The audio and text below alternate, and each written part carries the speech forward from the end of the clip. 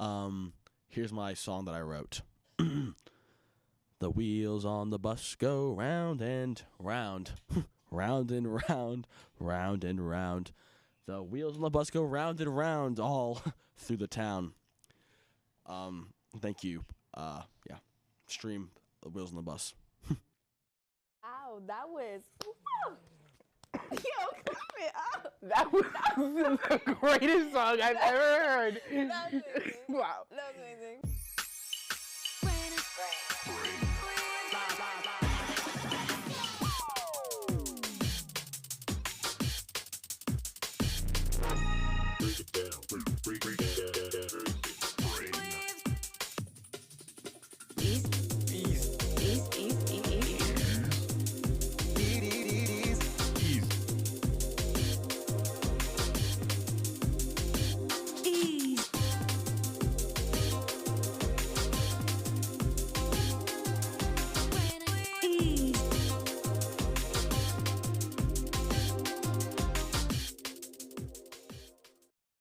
It's The Daily doses of the Ease. What's up, guys? It's your girl, Eliani, a.k.a. Nani. and it's your girl Unite, aka Nana, and we are back with another banger. Live, though. Today is a very special episode with the essence of Daily Doses of Ease with a collaboration with Brainwave, and we are so excited for this episode because we're not only bringing talent, we're bringing interviews and other many surprises. Speaking of talent, we first up have Sarjuan, who's going to be saying a poem for us. Okay. You don't know, parents, president, world, whether it's something said, something written, whether it's an edge or soft and smitten. You don't see. They're under, they're over, these things you don't know. They're micro, they're mega, and no matter what, they won't go. Of course, there are those special ones. They can move on, they can change their plan, but really they're just tired of being on a bragging right band. Parents, president, world, most of us aren't like you. Most of us are listening to static. Microaggressions from you who are at the top, ecstatic. Most of us have dealt with one mega-aggression, something extreme, crazy. It's to remind us of something, that tension, the barrier that's still there for now. We're all lazy. We, us, the smaller, younger, the weaker, we try to help you out, bring this separation away, and let the big victory come about. Obviously it's worked. Obviously it's failed. We are on your turf, but we never got that privilege from the male. We've tried, we've spoken, us minorities. We did plenty while it was safe. We did plenty while it was okay. But why should we come to your place? Why is it only okay for you to have play? Hatred, dislike, implicit bias, it's not our problem. When someone is sexist, it's not the person's issue. When someone is racist, it's not the person's strife. When someone is atheist or ableist, why? Why should the person disabled have to fix it? When someone racist goes by, why should the person of color clean their pit? You don't know that, you people, with your interest in our plan. You don't know what it's like to live in another man's land. Thank you. Wow, that was such an amazing poem by Sarjuan. And next up, we have a PSA about alcohol.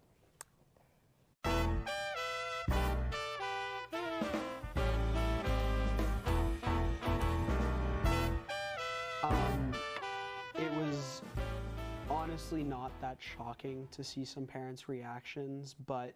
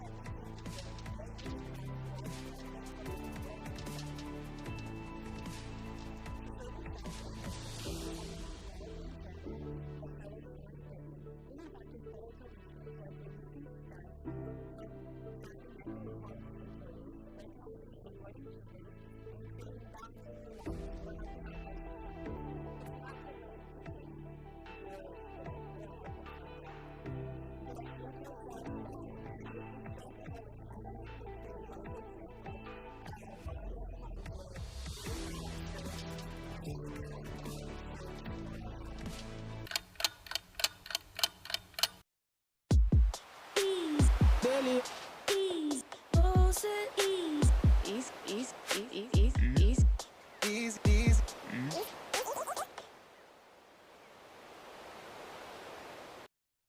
Next up, we have a poet named Nicole.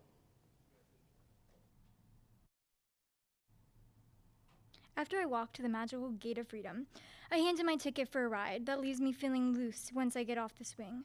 But as I swing back and forth, I focus on the noise I hear, the speaking sounds I hear. And it sounds and bears a resemblance to a crying sound, asking to be desperately oiled and heard like I feel inside.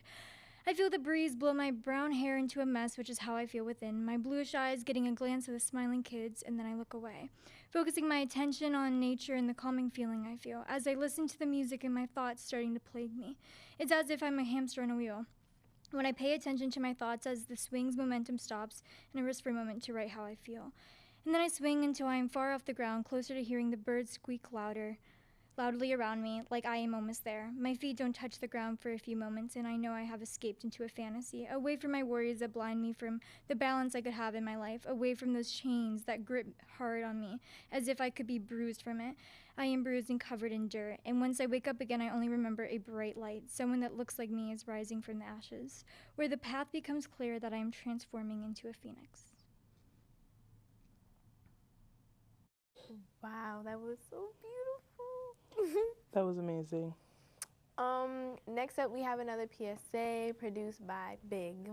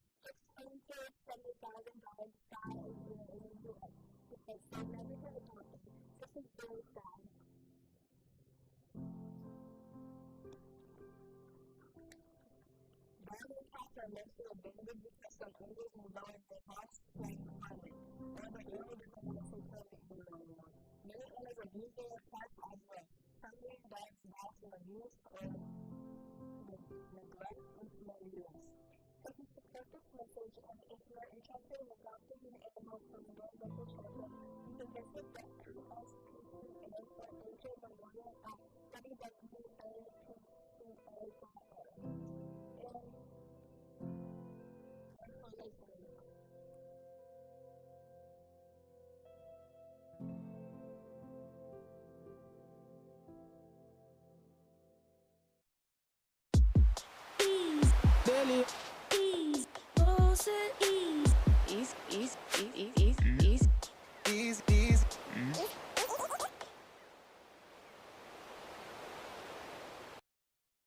Today we have a very special guest known as Mocha, who is a co-founder of Heartbreak Records and is also something funny. No. Oh, okay. And is also a senior at BHS. So, Mocha, how are you doing today? I'm well. Thank you for having me. Okay, well, our first question is, how did you and your co-founder Sam create Heartbreak Records, and what is it about? I met Sam in 6th grade, and we both had a mutual love for hip-hop music, so we decided to start a collective called Heartbreak Records, and we've been growing and expanding ever since. Another question is, like, what got you into this music or the record label? Because, you know, with the record label comes the music and kind of just, like, the background, noise of it. So what got you into this love of, hip hop and music? Growing up, my mother listened to a lot of R&B, jazz, hip hop, so I listened to a lot of Common and Mike growing up. So those are my main influences in terms of hip hop, and they inspired me to create and help creators. Our next question is, why did you choose the name Mocha? Because we know your name is Mocha for real. It's Zach. I love the color brown deeply. It's my favorite color. Mocha was a synonym for the color, so I chose that. Okay, period. Smarty. Who or what kind of inspired you to be where you are, like right now in your mindset? My biggest influence for my mindset would have to be my father. He's a hardworking man. He's in the music industry as well, so he inspired me. That's good. It's good that you have like that kind of, influence with your dad and stuff. And I think you already, one of the last questions we had is what your favorite color is. And you already answered it because brown is your favorite color. But going more into your academic and your life as a BHS student, what would you give as an advice to upcoming ninth graders and the years above you? For ninth graders, Below you, my bad. below me. For ninth graders coming in, I say don't stress. Talk to as many people as you can. Create bonds with your teachers, even outside of school. It's good to network and connect with people. For sure. That's good.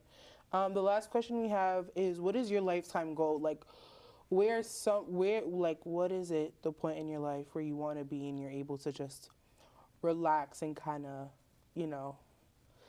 be a millionaire, and what's your lifetime goal? My ultimate goal, I've always said I want to be fat and have a mansion.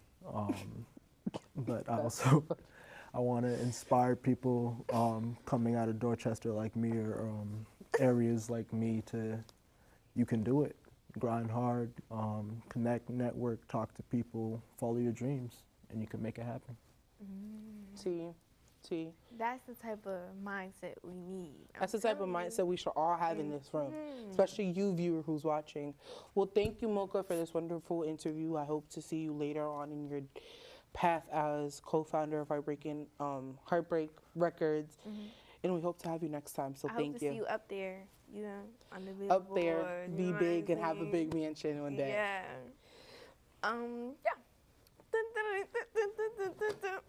Hello, Ease Line. What, Crackhead's advice is ready? Bet.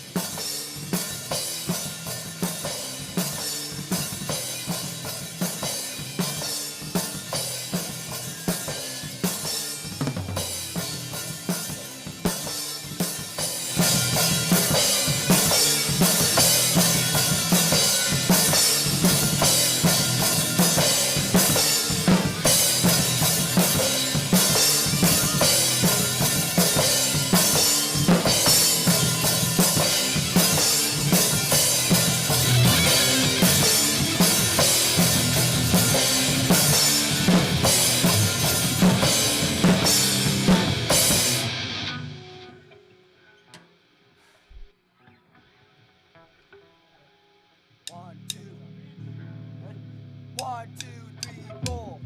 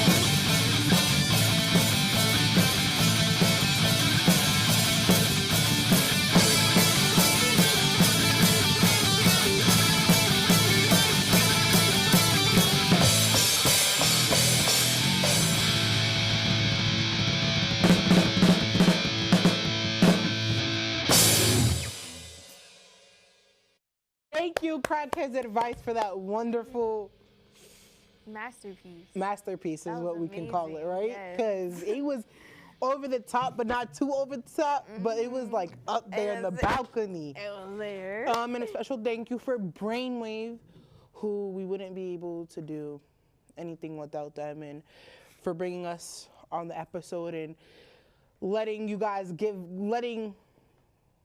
us give you guys a little glimpse of the Daily Doses of Ease. And we hope to see you guys back on next episode. And that's it for today, guys. Bye. Bye.